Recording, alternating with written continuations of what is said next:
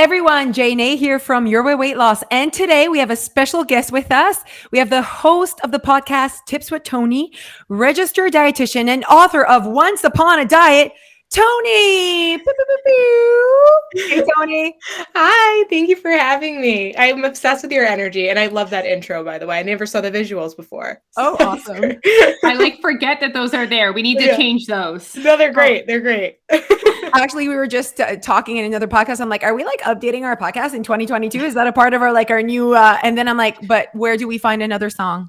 That's how we know nothing. I'm like, this is the one song we've used for 3 years. Oh God. I don't know if you've ever listened to my podcast, the intro is a jingle and everyone tells me that it gets caught in their head. And I've thought about changing it so it sounds a little bit more modern and explains a little bit more about who I am and what I do. Some intros I listen to are spot on, but the jingle just I can't take it out. I think people would get upset with me if I took it out.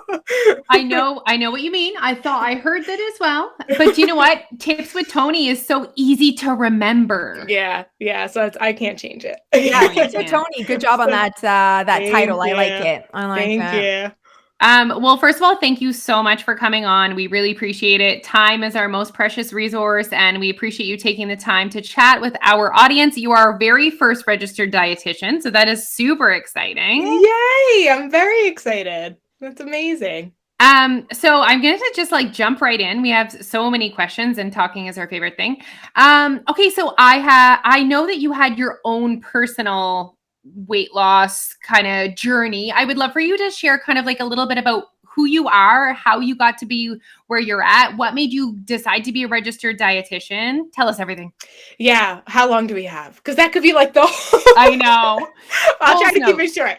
Yeah, I'll keep it short. So I grew up overweight and very insecure. I tied my weight to my worth very early on. It's basically followed me everywhere. I just felt like I wasn't going to get on varsity until I lost the weight. I wasn't going to get a boyfriend until I lost the weight. I wasn't pretty enough to have good enough friends until I lost the weight. So I really did think that my weight was everything. And because I felt that way, I treated it as everything, meaning when I was trying to lose weight, I was either under eating or overeating or excessively exercising. And I was just on this constant vicious cycle. And it was really I wasn't happy.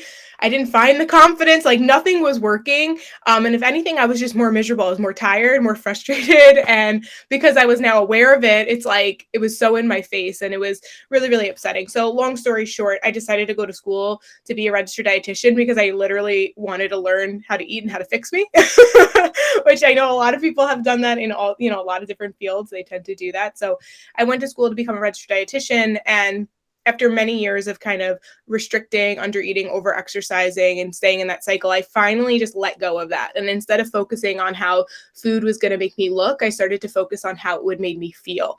And that's when I found balance in my eating habits. So that's literally what I do today, is when we, people who are within the 6 months of food freedom program or who work with a dietitian on my team, we're really taking from them from this place of body insecurity, low confidence, disordered eating patterns, going on all these different diets or creating kind of their own, and really just taking to this place of balance, finding what foods fit best for them and their lifestyle, and creating something that's sustainable, and more importantly, that they feel good in it.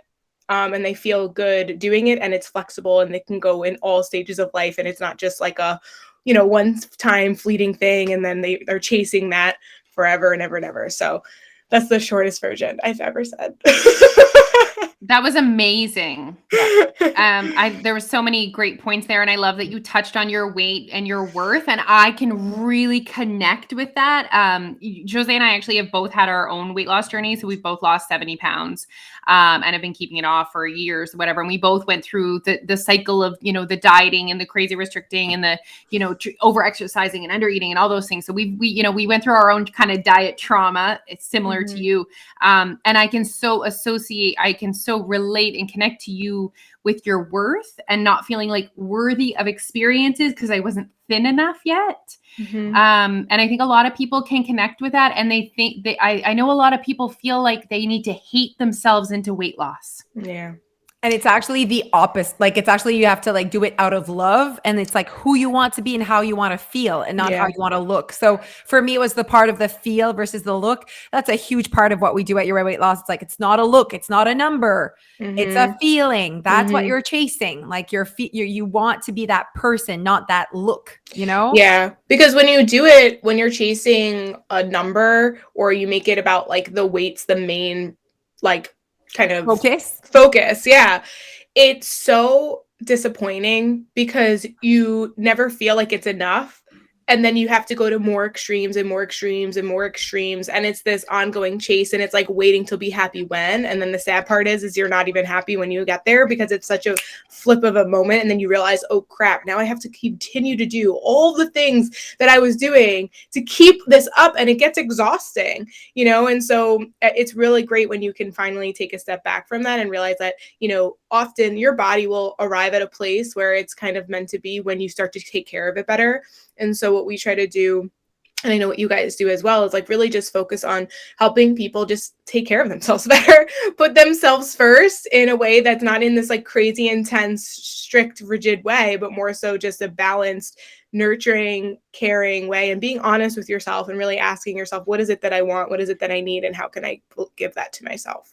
I'm so happy to hear all of this, like that, you know, that we're approaching weight loss in this way. So kudos to all three badass women that we are today. Because, you know, there's not a lot of that showing up on social media and I think that we definitely are helping humans be happier and not thinner. I think that we're helping them be happier, and yay us for going through that and recognizing that there was a way for us to be able to lose the weight in a sustainable way, keep it off while prioritizing being happy. And I don't think that everyone is doing that. I don't think society's working on that. I think that it's either we're on a weight loss journey and we're, like you said, like white knuckling it, 6-week detox, like just like those words, like all of those things that are quick weight loss. And we're here kind of proof that like you lose the weight, you keep it off, and you can be happy, not feel deprived. Like, oh yeah. And I think that's the main thing I think people miss is that the word health, they fixate so much on the physical and so much on just like your nutrition. And like, yeah, your physical health is part of your health, but your mental health is equally as a part of it. And so when you're going to try to be healthier, it's not, weight loss doesn't make you healthier. It's certain behaviors can yield weight loss that can make you healthier, but you can truly be healthy at all sizes. It's all about how you take care of both your mental and your physical health. And I think that's what gets so missed is some people are so fixated on one or the other, or one at sacrificing the other. And that's where it becomes unsustainable. Yep. Yeah, we're on the same page. Okay, so you mentioned it here, and I saw in one of your posts you had mentioned it, the difference between, you know, the all or nothing versus the balanced. So I'm curious, how would you define balance? Yeah, that's what everyone needs to define themselves. So, you know, for some people, balanced eating is, I mean, well, let me backtrack. First of all, when I'm saying all or nothing, I think this also gets a little bit confusing because you do have to kind of go all in on the process, like all in on just being the better version of yourself.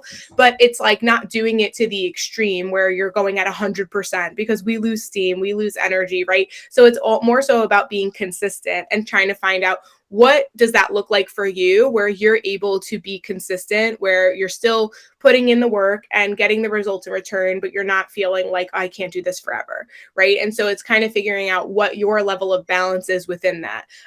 So for some people, that's, you know, for them, a balanced lifestyle is, you know, eating more nutrient dense foods than not and moving their body like 3 to 5 times a week.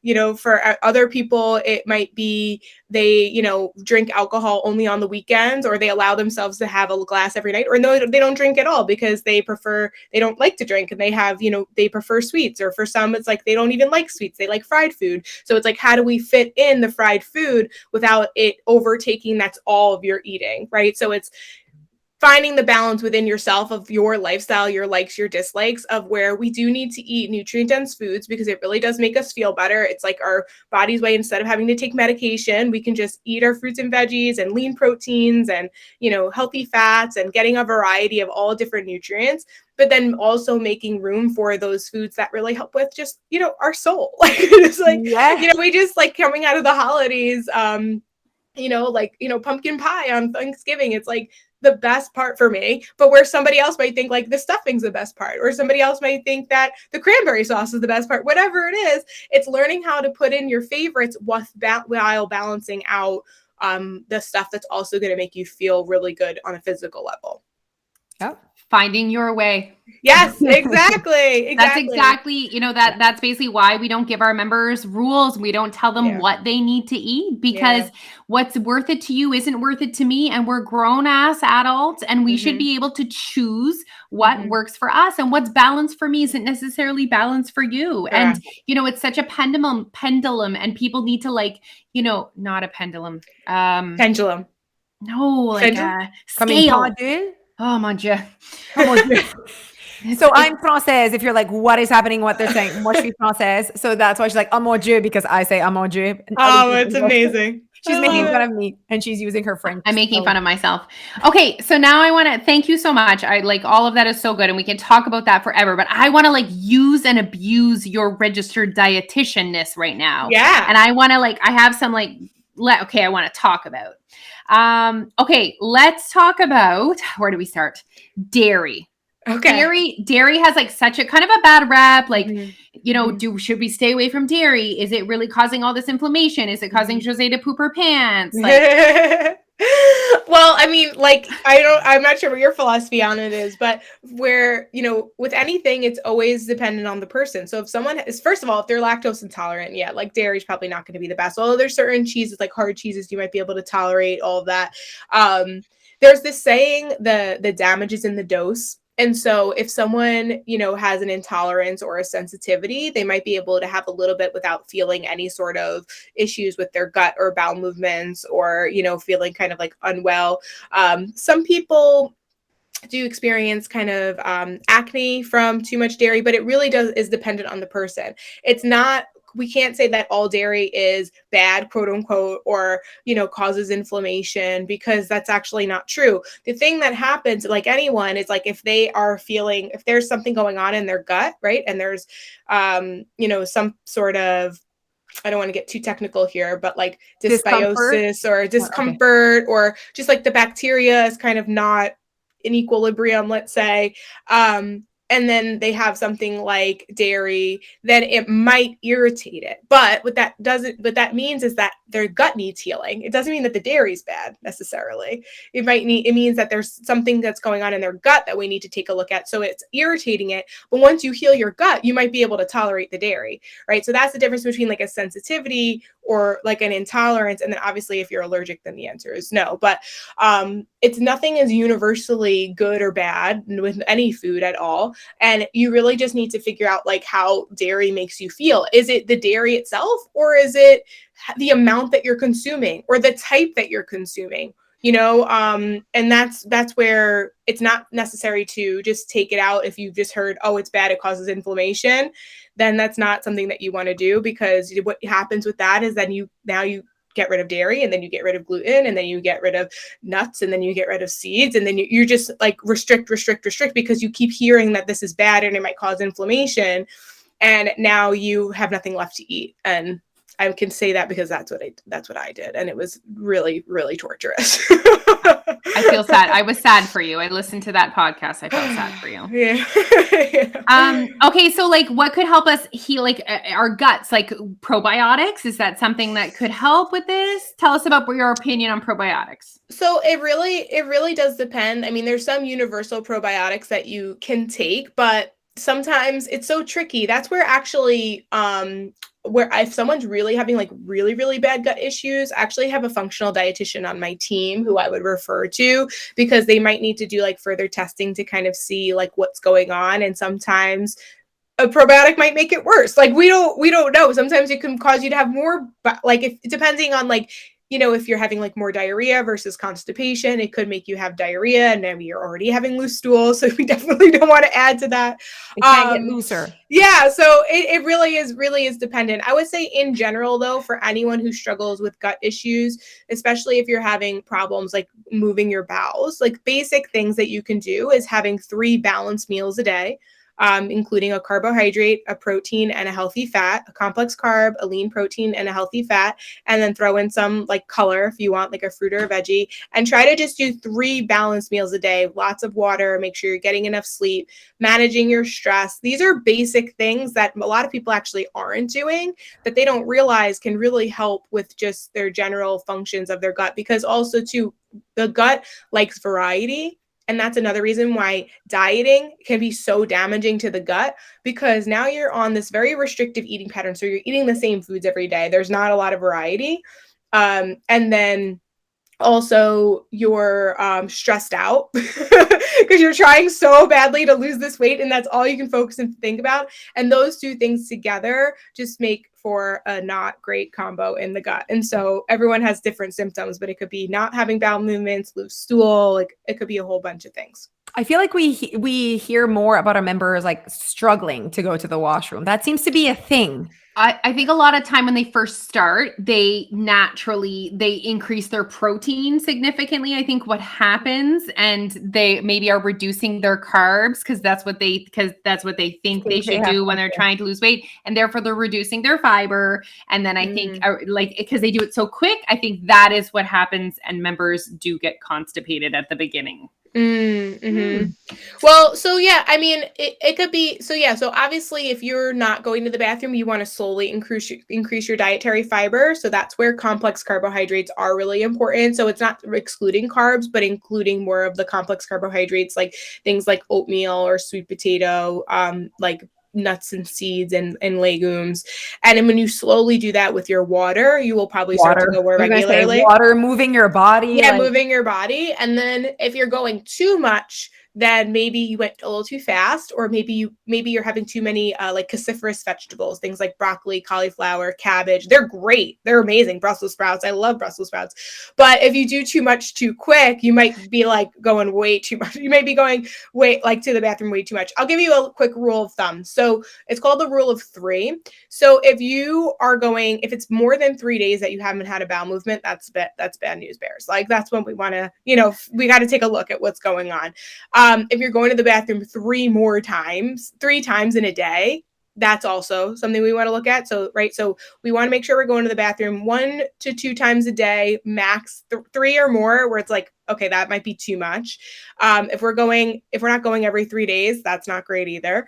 And then what else? The other one. Oh, and if it takes you more than 3 wipes, it's too loose. And it shouldn't take you more than 3 minutes to poop. Oh my God. Can you say that louder for my husband? It shouldn't take you more than 3 minutes. Although I'm positive that my boyfriend just chills on the toilet. Absolutely. Yeah. So like he's gone, but he just sits there just to like watch YouTube. Absolutely. The pooping itself was less than 3 minutes. I'm like, there's no way there's still poop. If it took that long, you didn't need to poop. Yeah. I agree. I just go when it's like go time. He also always needs to poop when it's like cleanup time. Yes, of course. Okay, I feel like we need to use Toni, Jose. I feel like this is our moment to talk about your poop. I think this is the moment we've been waiting for. I feel like Toni is here. Let's lay it out there. Let's tell her everything. What's going on? Okay, so I mean, my pooping issues are better than when you remember when I'm talking to Alicia right now, but remember that time where I was like, it's serious. There's something really bad happening.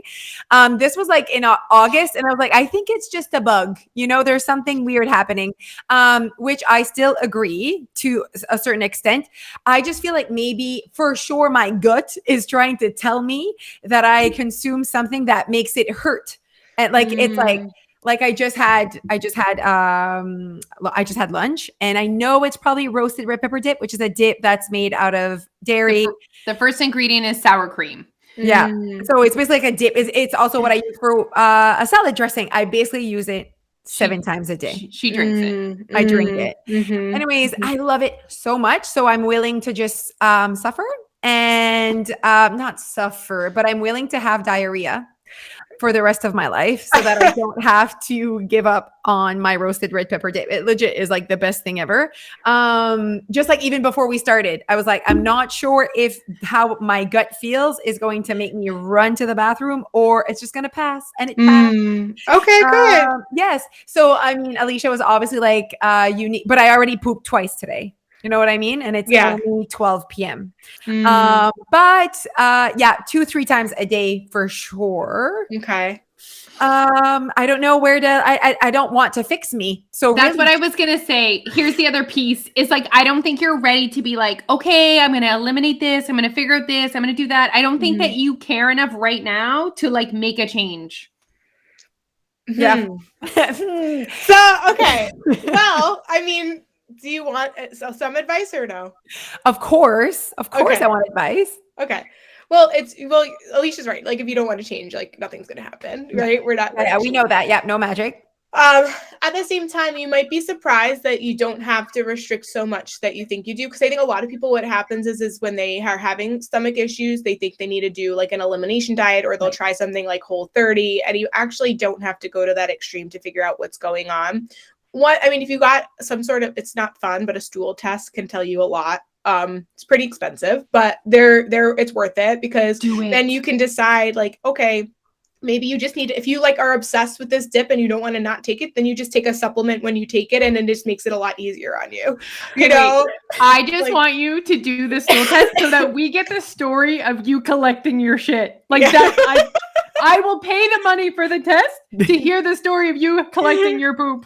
I can just see the little scientist with my poop, and he's like, is this roasted red pepper dip or is this poop?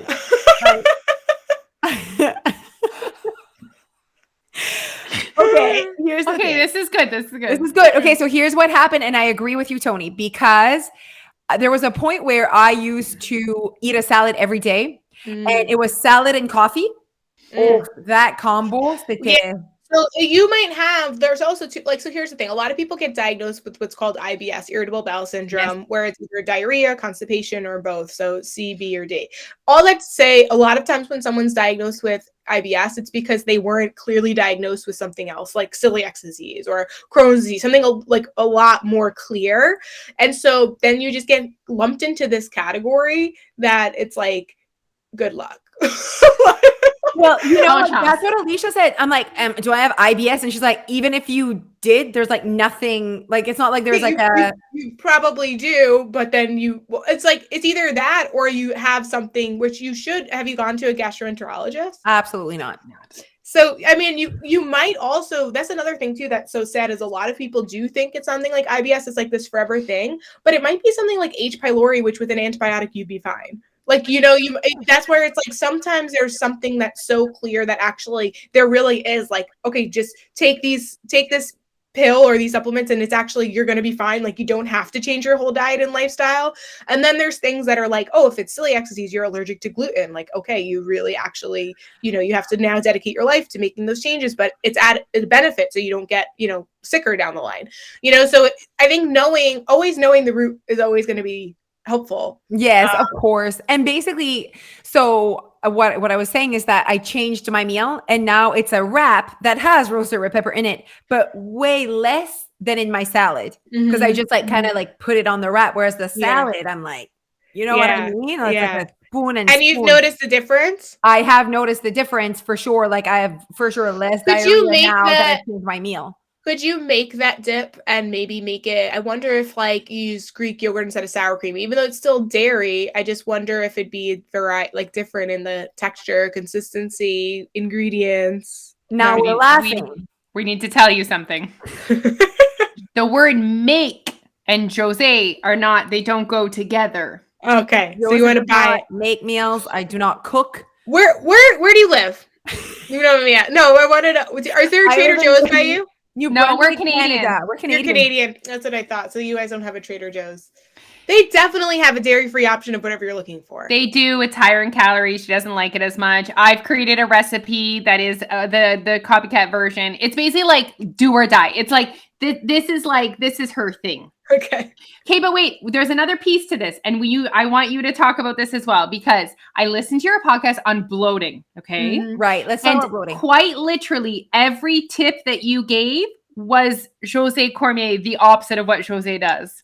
So that could help with her digestion as Yes. well. Yes. Yes. So let's Yes. switch to bloating. What are your Okay. tips on how to reduce bloating? Well, we already identified that there's clear triggers and culprits for some, that if we were to just eliminate those or be mindful of the amount of those, that would probably help, but we're not going to go there. Outside of that, I would definitely say, we also talked about too, like sometimes a lot of people think that they need to be having more like cruciferous vegetables, like to build up bulk. But if you're bloated, that's going to be really uncomfortable. Even drinking lots of water when feeling bloated, also really uncomfortable. So if you're really feeling that bloat, be mindful of, check in. Am I bloated because maybe I didn't drink enough water? Or am I bloated because I drank too much water? So check in with that. I think the biggest thing that people miss is that bloating often also comes from stress.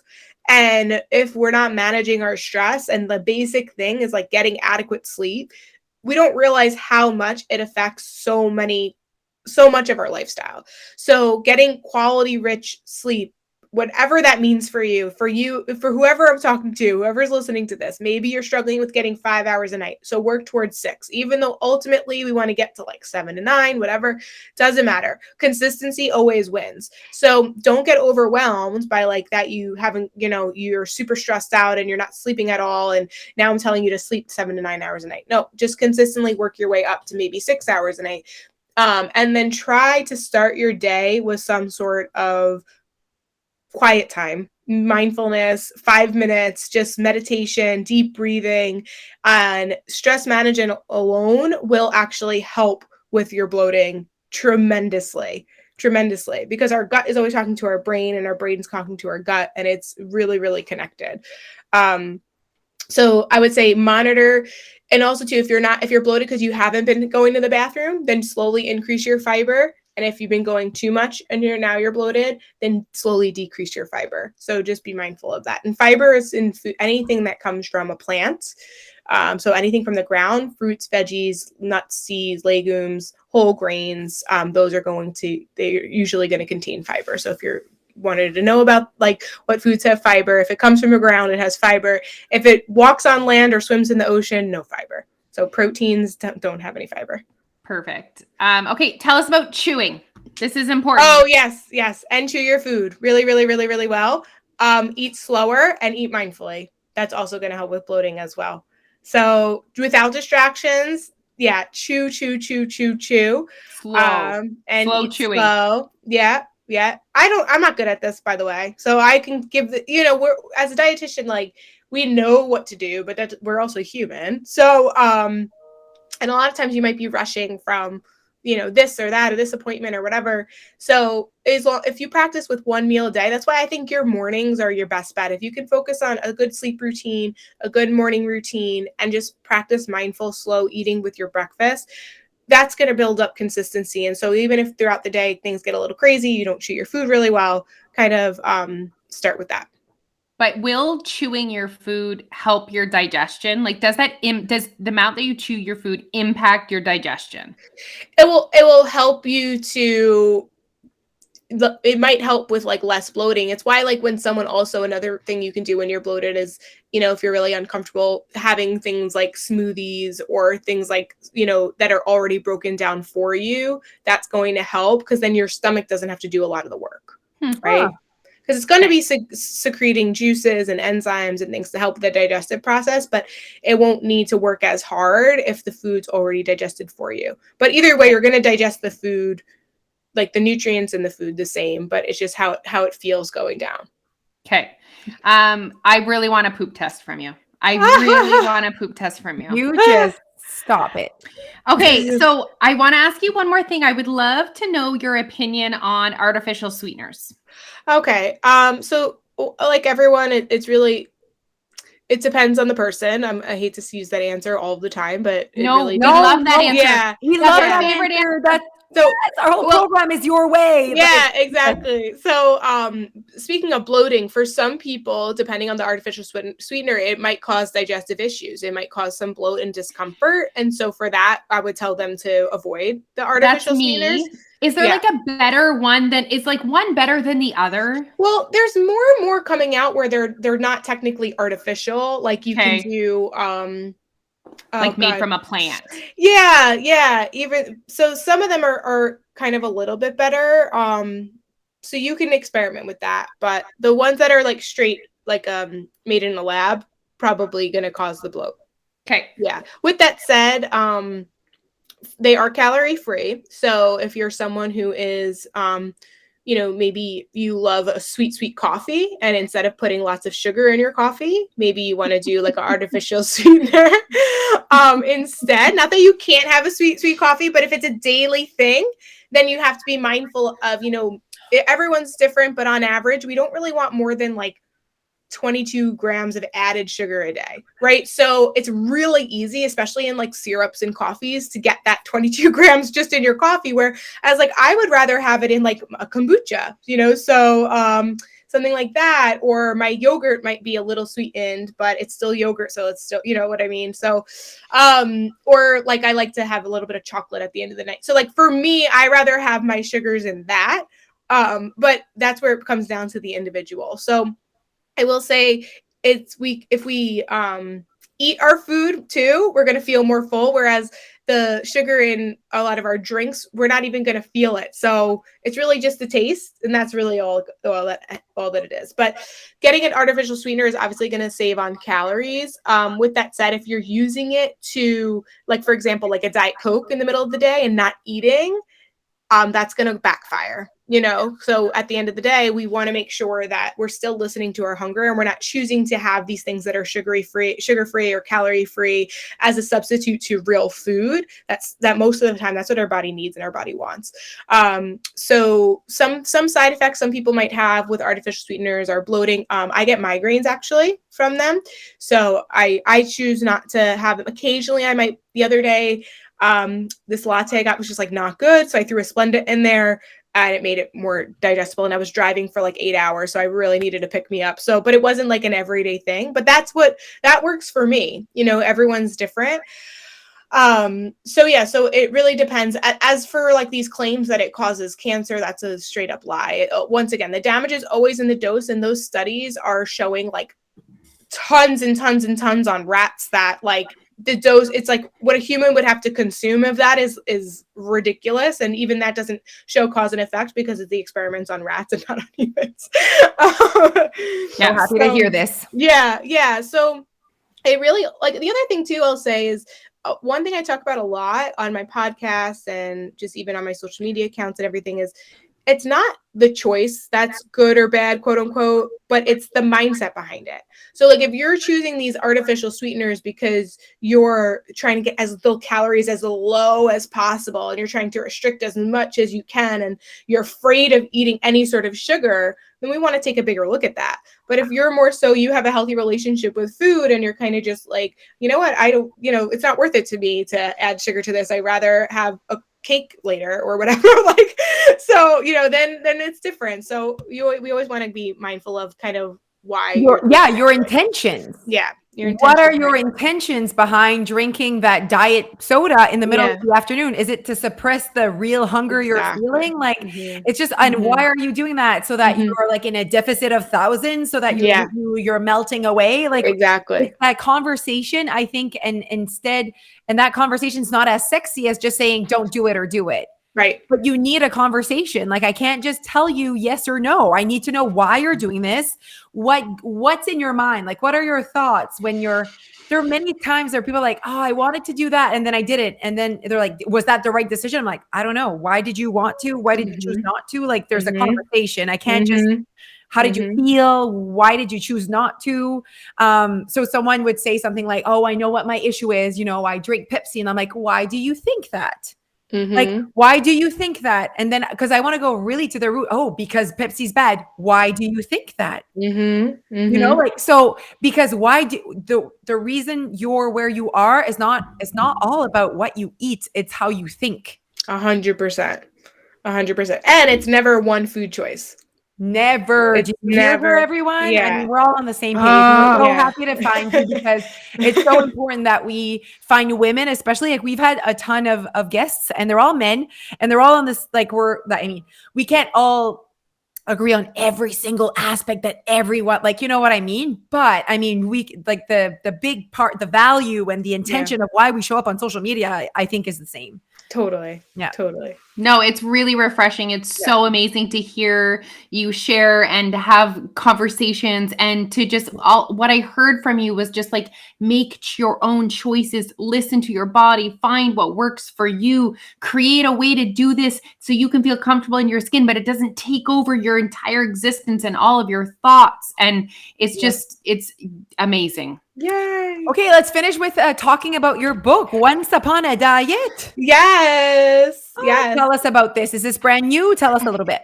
First of all, how exciting. How exciting. Like, good for you. Congratulations. Like, you wrote a book. I can only imagine how big of a project that was. It was huge. It took 2 years. I'm going to just pull it up here. I don't think people can see, but I'm just so proud of it. Oh, it's beautiful. It's a sucker as a heart. Yeah, it's like a shattered glass with like it shatters on the back. It's beautiful. Yeah, really nice, Toni. Good job, girl. Thank you. So I back in February 2020, I gave a TED Talk called Once Upon a Diet. And I talked about the parallels between dieting, dating, and romantic relationships and how we tend to treat them the same. And so when I was going to give that talk, I only had 8 minutes to speak. And I realized, well, 8 minutes is not a long time. I have a lot to say. So very early on in this podcast, when I was introducing myself, I kind of shared how I tied my weight to my worth.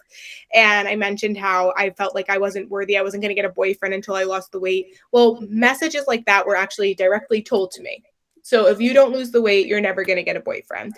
It's also what I grew up seeing. I grew up in the 90s. You know, I watched all the Disney movies. I never once saw any movie or Disney princess with a bigger body getting the guy. It was just the messaging growing up, looking up to people like Britney Spears and Christina Aguilera, just these thin bodies were the ones who were getting love, acceptance, attention.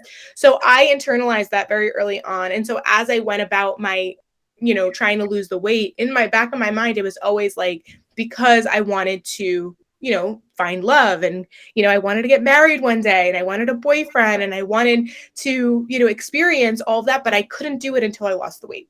And so many people, before they start working with us in the 6 months of food freedom program, they themselves go around from like diet to diet, hoping each one is, quote unquote, the one.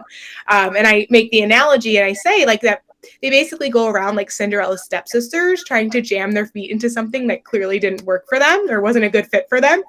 And so the short end of this is that I really want people to kind of figure out what works best for them using the Once Upon a Diet method. So the Once Upon a Diet method is a 7-step method, which is really just going to help you to become introspective, aware, understand your patterns. Why is it that you keep dating the same guys with the same name, but just a different face, right? That's what I did. Why do we try this diet and this diet, but it's basically the same diet, just in a different book?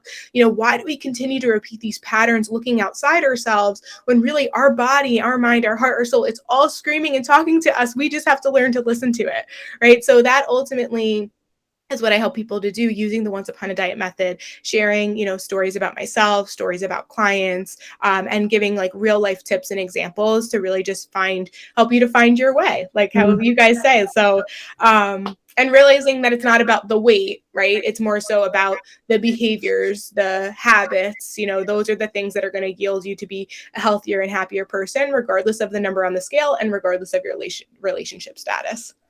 So fun. Okay, yeah. So where can we find your book? It's on Amazon. So you can get paperback, Kindle version, or audio. I mean, Amazon's my favorite place. Yeah. And then, okay, tell our audience if they want to take in more Toni, where can they find you? Where can they take it all in? I'm pretty busy on Instagram, so you can find me there at tips_with_Toni with an I. And then I also have my podcast as well, Tips with Toni. So just on Tip with Toni. Yeah, all the tips. The tips. I love it. Well, thank you so much for being here. This was fun. Thank you so much for having me. No, we really appreciate your time. It was such a good chat, and stay tuned for Jose's poop results. Oh my God, you guys. Is this a part of my success in 2022, Alicia? Yes. Oh my God, figure out my poop issues. I'm going to send you a kit in the mail.